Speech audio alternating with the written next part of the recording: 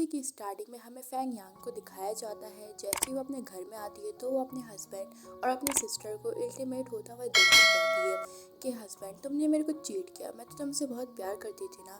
और वो अपनी बहन को कहती है कि तुम ही तो मेरी बहन थी ना, मुझे तुम पे ऐसे यकीन नहीं था।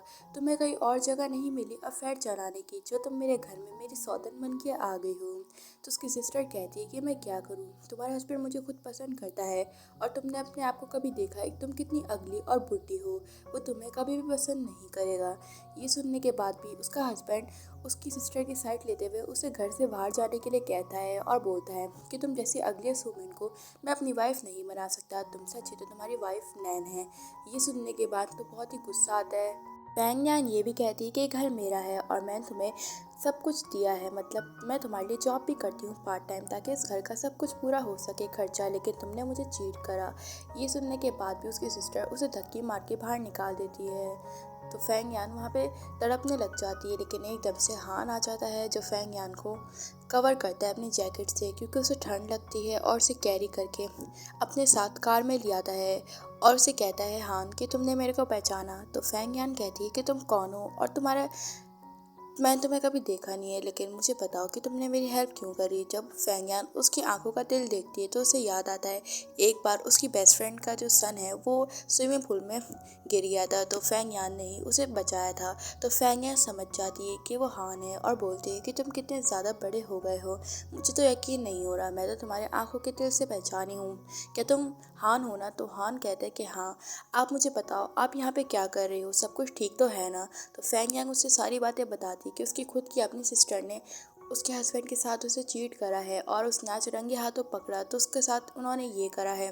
तो ये सुन के हान को बहुत ही गुस्सा आता है और वो साफ साफ दिखाई दे रहा होता है कि वो फैंग यांग की फिक्र कर रहा था। और बाद में जब वो शावर लेके रूम में आता है तो फैंग यांग को देखता है जो बहुत ही ज़्यादा डरी हुई नज़र आ रही होती है ख्वाब में।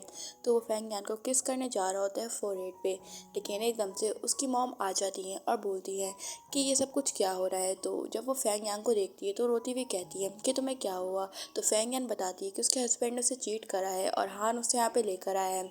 तो ये सुनने के बाद उसकी बेस्ट फ्रेंड कहती है कि कोई बात नहीं, तुम मेरे घर जब चाहो रह सकती हो, ये घर तुम्हारा। और वो अपने बेटे की तरफ घूर के देखती है तो उसका बेटा बहाना बनाता है और हान कहता है कि मुझे कंपनी के किसी काम से जाना है तो मैं जाता हूँ। और बाद में वो फैंग यान के बारे में सोचने लग जाता है और अपने असिस्टेंट से सारे इन्विटेशन निकालने को कहता है कि इन्वेस्टिगेट करो कि ये सब कुछ क्यों हुआ है। तो उसका असिस्टेंट बताता है कि इसका जो हस्बैंड है ना फैंग यांग का, वो बहुत ही ज़्यादा अखड़ू और इलीगल काम करता था कंपनी में और उसका कॉपरेशन हमारे साथ भी है।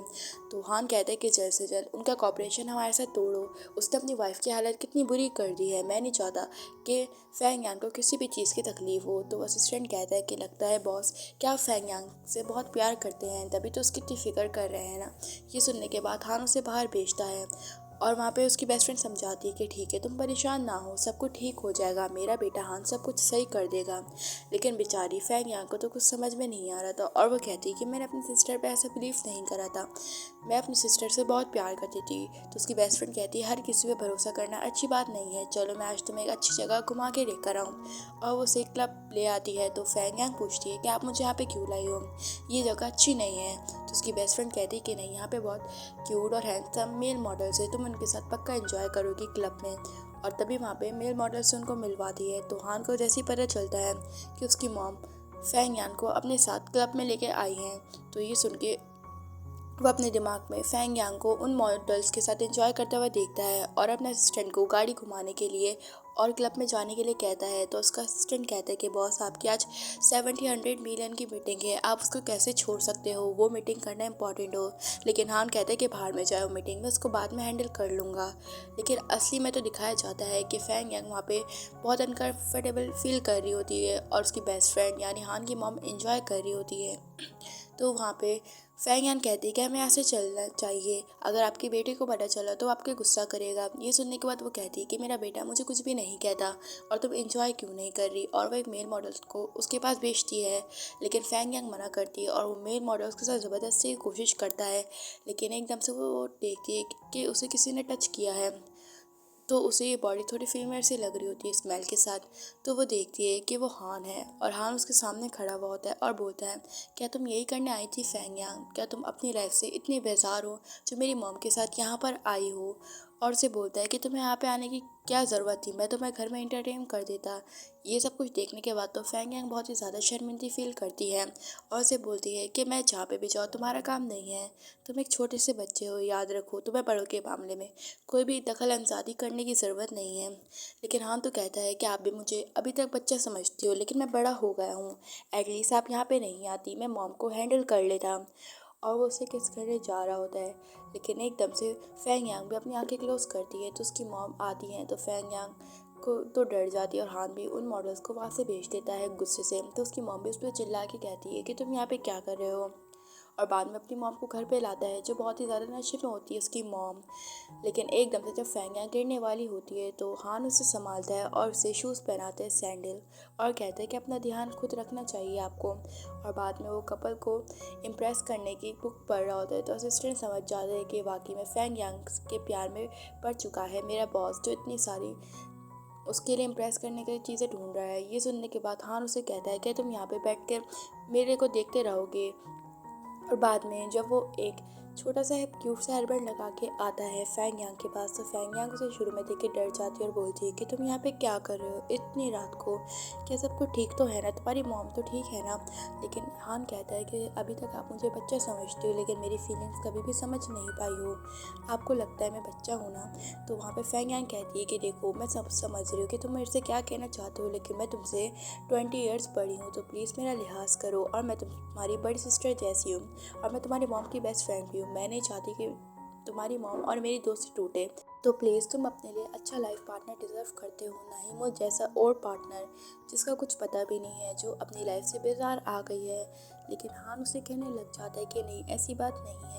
तो फैंग यांग उसके हेयरबैंड को देख के कहती है बहुत क्यूट है, लेकिन हान तो बहुत ही ज़्यादा सैड हो जाता है क्योंकि अभी वो उसे बच्चा समझती है और उसकी फीलिंग्स नहीं समझ पाती। बाद में हान की मॉम को पता चलता है कि एक मीटिंग में उसका एक्स हस्बैंड आने वाला है तो वो उसे पार्लर लेके जाती है और अच्छी तरह तैयार करवाती है क्योंकि उसे भी वहाँ से इनविटेशन आया था कोलैबोरेशन की तरफ से। और जैसी वो तैयार होती है तो हान की मॉम उसे देखने लग जाती है। बाद में असिस्टेंट बताते हैं कि बॉस आज मीटिंग में फैंग यांग मैडम का हस्बैंड आने वाला है। तो ये सुनने के बाद तो हाँ तो डिसाइड कर लेता है कि वहाँ जाके सब कुछ ख़राब कर देगा, जैसे उसने फैंग यांग की लाइफ को तबाह करा है। उसने ऐसा फैंग यांग के साथ क्यों करा, फैंग यांग में क्या कमी थी। बाद में जब वो मीटिंग अटेंड करने वाला होता है तो वहाँ पे सब उसकी वाह वाह करने लग जाते हैं क्योंकि नैन सबसे ज़्यादा ब्यूटीफुल थी। और वो औरत भी कहती है कि वाकई में इतना अच्छा लक है आपका, जो आपको नैन जैसी वाइफ मिली उसके साथ बहुत ही अच्छा कोलैबोरेशन। ये सुनने के बाद वो कहता है कि हाँ मेरी जो एक्स वाइफ थी उसने मेरे से चीट करा था और मेरे पास कुछ भी नहीं था, लेकिन उसने मेरे को छोड़ दिया था मेरी गरीबी की वजह से, तो नैन ने मेरा साथ दिया था।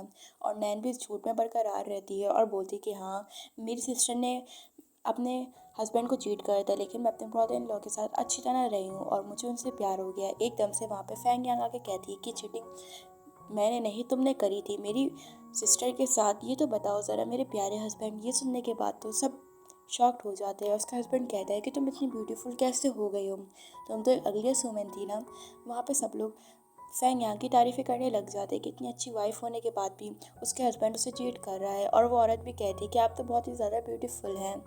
और वहाँ पे वो लेडी भी कहती है जो हान की मॉम होती है और कहती है कि पक्का तुम्हें पछतावा हो रहा होगा अपनी वाइफ को इतना ब्यूटीफुल देखकर। लेकिन वो फैंग यांग से बदतमीजी करे जा रहा था कि तुम कितनी ब्यूटीफुल बन जाओ तुम्हें अपना लाइफ पार्टनर कभी नहीं मिलेगा। तो एकदम से हान की मॉम उसे कॉल करती है, मैसेज करती है और बोलती है कि जल्दी से आके मदद कर दो फैंग यांग की उसके बॉयफ्रेंड प्रिटेंड कर लो। तो हान भी बहुत खुश हो जाता है कि उसकी मॉम उसका साथ दे रही हैं। और वहाँ पे वो कहती है कि देखना इसका लाइफ पार्टनर ज़रूर आएगा। ये सुनने के बाद तो नैन कहती है कि मेरी सिस्टर तो इतनी अगली थी, मेरे ब्रदर इन लॉ ने तो उन्हें कैसे झेला था और आपको लगता है कि इस औरत को झेलने के लिए और भी कोई है। ये सुनने के बाद तो फैंग यांग कहती है कि तुम तो चुप ही हो जाओ, तुमसे ज़्यादा तो तुम अपनी शक्ल देख लो, तुमने मैं वाकई में अगली हूँ या नहीं हूँ वो तो हाल मेरे हस्बैंड ने बनाए रखा था, लेकिन तुमने तो कितनी ढेरों सारी प्लास्टिक सर्जरियाँ करवाई हुई हैं। लेकिन नैन उसका मजाक उड़ाने लग जाती है और उसके बारे में उल्टी सीधी बातें करती है कि तुम्हारा तो कोई बॉयफ्रेंड भी नहीं है। एकदम से हान वहाँ पे आ जाता है अपनी एंट्री के साथ ही, जिसे देख के तो फैंग यांग शॉक्ड हो जाती है कि यहाँ पे क्या कर रहा है और सोचने लग जाती कि क्या उसकी बेस्ट फ्रेंड ने तो नहीं बुलाया है। तो वहाँ पे हान कहता है कि मैं हूँ उसका लाइफ पार्टनर और मैं उसका बॉयफ्रेंड हूँ, कौन मेरे बारे में और मेरी होने वाली वाइफ के बारे में ऐसी बातें कर रहा था। तो वो कहती है, फैंग यांग क्या तुम्हें मेरी बेस्ट फ्रेंड ने यहाँ पे बुलाया है, thank you so much, please मेरी हेल्प कर दो। और वहाँ पे उसके साथ प्रिटेंड करने लग जाती कि स्वीट हार्ट तुम कहाँ चले गए थे। ये देखने के बाद तो वो औरत कह रही कि मुझे लगता है कि ये वाकई में पागल हो गया है हान, जो इतने बड़े बिजनेसमैन होकर भी अपनी ज़्यादा उम्र वाली लड़की से शादी कर रहा है। तो वहाँ पे हान कहता है कि प्यार मैटर नहीं करता एज में। तो उसका एक्स हस्बैंड कहता है कि तुम्हें कोई और नहीं मिला जो तुमने एक बच्चे से अपनी शादी का तय कर लिया है और तुम उसके साथ रिलेशनशिप में हो। और ये सुनने के बाद तो हान उसे दूर से धक्का देता है और बोलता है कि शुक्र करो, मैंने तुम्हारे साथ अभी कुछ करा नहीं है, लेकिन मैं तुम्हारी कंपनी को बर्बाद करने में एक सेकंड भी नहीं लगाऊंगा। जो तुमने फैंग यांग के साथ किया है ना, वो मैं सब कुछ बर्दाश्त नहीं कर सकता। और वहाँ पे उसे लीगल डॉक्यूमेंट्स दिखाते हैं जिसमें उसने वो सारे कांड करे थे कंपनी में, उसके साथ कोलैबोरेशन करके भी, और कितनी कंपनी को चीट भी करा था। तो फैंग यांग को देख के वो नील डाउन होकर कहता है कि प्लीज़ मुझे माफ़ कर दो। और उसको बोले कि मिस्टर हान मुझे माफ़ कर दे, क्या तुम मेरी प्यारी सी वाइफ नहीं हो, मैं तुम्हें वाकई में एक्सेप्ट कर लूँगा। तो फैंग यांग कहती कि मैं इतनी बुरी भी नहीं हूँ या मेरा दिल इतना छोटा भी नहीं है जो मैं वापस से तुम्हारे साथ अपनी न्यू लाइफ स्टार्ट करूँ, जो ऑलरेडी मेरी बहन के साथ मुझे चीट कर रहा है। और हान ने जो किया ना बिल्कुल ठीक किया, तुम इसी के ही लायक हो। और वाकई में मैं बहुत ज़्यादा लगी हूँ कि मुझे हान जैसा मैन मिला है जो हमेशा मुझे सपोर्ट करे। उसकी मॉम तो स्माइल करती है कि फाइनली हान ने अपना काम कर दिया। बाद में जब वो बाहर निकलते हैं ना, तो हान जब फैंग यांग की तरफ देख के कहता है कि मॉम मैं उसे गाड़ी में लेके जा रहा हूँ, आप प्लीज़ टैक्सी करवा के आ जाए। और वो फैंग यांग को अपने साथ ले आता है। उसकी मॉम तो देख के शॉक्ड हो जाती है और बोलती है कि आखिरकार माजरा क्या है। ये हान को ज़्यादा फैंग यांग के पीछे नहीं पड़ा हुआ और उन्हें डाउट में डाल देता है।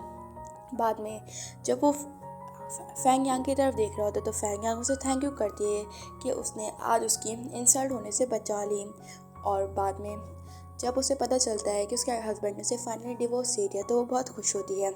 और उसकी बेस्ट फ्रेंड कहती है कि देखना अब तुम एक नई लाइफ स्टार्ट करो और शादी कर लो किसी अच्छे से। लेकिन फैंग यांग कहती है कि नहीं, अब मैं इतनी जल्दी शादी नहीं करने वाली, मैं अपनी लाइफ में खुद इंडिपेंडेंट रहना चाहती हूँ बिला वजह, मुझे थोड़ा टाइम चाहिए। बाद में हान ये सुन के उसे कॉन्ग्रेचुलेशन कहता है और बोलता है कि तुम अच्छी लाइफ डिज़र्व करती हो। बाद में वो दोनों शॉपिंग करने आ जाते हैं घर के सामान की। और हान तो बहुत ही खुश नज़र आ रहा होता है फैंग यांग के साथ। और जब वो एक मीट का स्टोर देखते हैं ना, तो वो वहाँ पे जा रहे होते हैं, लेकिन उससे पहले एक लड़की खड़ी होकर कहती है कि इस औरत को देखो, अपनी छोटी उम्र मैन से शादी कर रही है और उसके साथ रिलेशन में चलाया हुआ है। ये सुनने के बाद तो फैंग यांग को बहुत बुरा लगता है, लेकिन हान उसे संभालने के लिए कहता है और बोलता है कि लाइफ में एज इम्पॉर्टेंट नहीं होती। लेकिन वो लड़की बार बार मजाक उड़ाने लग जाती है और बोलती है कि जो भी हो, ये तो बुढ़ी होने वाली है और इसे शर्म नहीं आई कि इसके हस्बैंड से छोड़ दिया तो ये किसी और के साथ अपना अफेयर चलाए जो भी उससे छोटा हो। फैंग यांग यहाँ पे कहती है कि मेरी लाइफ में जो भी करूँ तुम लोग उससे कोई उम्मीद नहीं होनी चाहिए और तुम लोग अपने काम से काम रखो। तो ये सुनने के बाद वो लड़की कहती है कि नहीं, मुझे तो लगता है कि तुमने ये सब कुछ पैसों के लिए किया है, तुम भी लालची और गोल्ड डिगर हो। फैंग यांग कहती है कि हर कोई तुम्हारी तरह नहीं होता, तो प्लीज़ अपने आप को दूसरों से कंपेयर करना छोड़ दो, तुम इसलिए जेलस हो के तुम्हें इतना अच्छा लाइफ पार्टनर नहीं मिला है। ये सुनने के बाद हान तो अंदर ही खुश होता है कि वो सब ना लाइफ पार्टनर कह रही है। और वो उस लड़की को भी समझाता है कि अगर वो चाहती है उसकी कंपनी बैंकरप्ट ना हो तो चुप होकर यहाँ से चले जाए। लेकिन एकदम से उसके लग जाती है फैंग यांग के, तो हान वहाँ पे उसकी वरिड होने लग जाता है और उसे अपने साथ कैरी करता है, जिसे देख के तो सब लोग उनकी वीडियो बनाने लग जाते हैं और उल्टी सीधी बातें करने लग जाते हैं।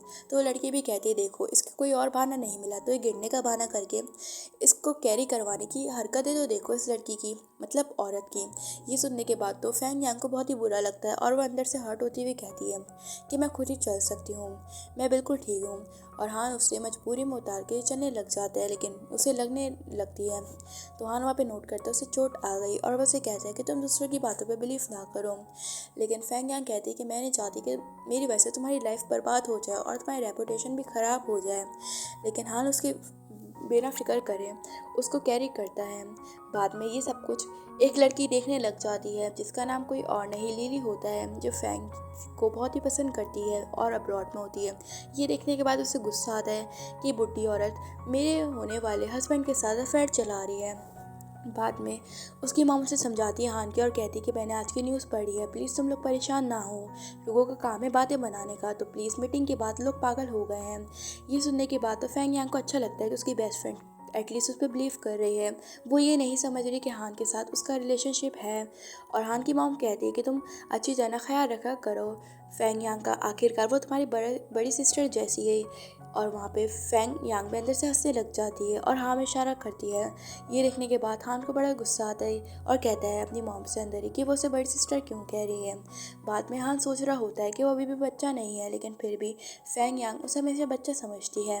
वो कैसे बताए कि वो उसे वाकई में इतना ज़्यादा प्यार करता है और वो उसे बचपन से ढूंढते आ रहा है। जैसे ही जब फैंग यांग शॉपिंग करने के लिए एक मॉल में आती है तो उसके पीछे लीली भी आती है और बोलती है कि तुम कितनी शेमलेस हो, तुम मेरे बॉयफ्रेंड पे बिला वजह डोरे डाली हो। ये सुनने के बाद फैंग यांग बोलती है कि तुम कौन हो और ऐसे क्यों बोल रही हो, मैंने आखिरकार क्या ही कर दिया है जो तुम मेरे पीछे पड़ी हुई अभी। तो ये सुनने के बाद वो कहती है लीली कि जो तुम मेरे हस्बैंड के साथ रह रही हो ना, वो मेरा होने वाला हस्बैंड है और मैं उससे जल्दी इंगेजमेंट करने वाली हूँ। तुम्हें शर्म नहीं आ रही किसी का घर बर्बाद करते हुए। मैंने तुम्हारी न्यूज़ पढ़ी है कि तुम मेरे हस्बैंड के साथ अफेयर चला रही हो। तो ये सब कुछ समझ के वो मिसअंडरस्टैंडिंग कर लेती है फैंग यांग कि ये हान की होने वाली वाइफ है। और हान ने इतना बड़ा झूठ बोला, लेकिन वो तो बार बार कहता है कि वो सिर्फ उसे पसंद करता है। तो वहाँ पे फैंग यांग कहती है कि मुझे माफ़ करना, आपको गलत फहमी हो गई है, मेरा हान के साथ कोई भी ऐसा अफेयर नहीं चल रहा, बल्कि हम लोग दोस्त की तरह हैं। लगता है आप लोगों की बातों में बिलीव कर रहे हैं। ये सुनने के बाद भी वो लड़की नहीं मानती और उस पर चिल्लाने लग जाती है। बाद में स्टाफ ऑनर आती है और बोलती है कि मैडम प्लीज़ यहाँ पे शोर ना करें। और वो फैंग यांग की तरफ देख के कहती है पता नहीं कैसे गरीब लोग यहाँ पे मुंह उठा के आ जाते हैं। तो ये सुनने के बाद लिली कहती है कि देखो सब लोग मेरी इतनी रिस्पेक्ट क्यों करते हैं, क्योंकि सबको पता है कि मैं हान की होने वाली फियांसे हूँ और तुम्हारी कोई रिस्पेक्ट नहीं करता है, चाहे तुम हान की कुछ भी लखो। ये सुनने के बाद तो उसे बहुत ही ज़्यादा बुरा लगता है, लेकिन लिली उसे टॉर्चर करने लग जाती है और उसके बाल पकड़ के उसे थप्पड़ लगाने जाती है।